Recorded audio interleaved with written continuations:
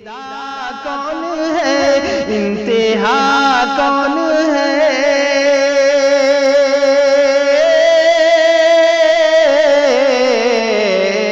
इब्तिदा कौन है, इंतहा कौन है, नूर बन के जहां में छुपा कौन है, नूर बन के जहां।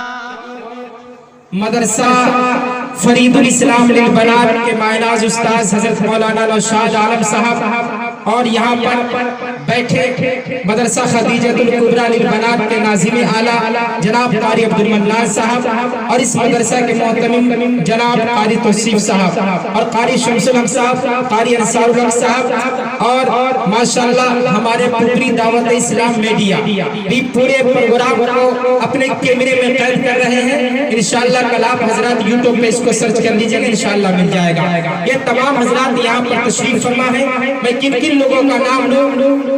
जो जर्रा जहाँ है वही आफताब है। खैर मैं इन तमाम बुजुर्गों की जानिब से मैं तमाम बुजुर्गों के शान में मैं एक शेर कहना चाहूंगा और मैं यही कहूंगा कि ये अलग बात है कि खामोश खड़े रहते हैं, कि ये अलग बात है कि खामोश खड़े रहते हैं, मगर जो बड़े हैं वो बड़े रहते हैं।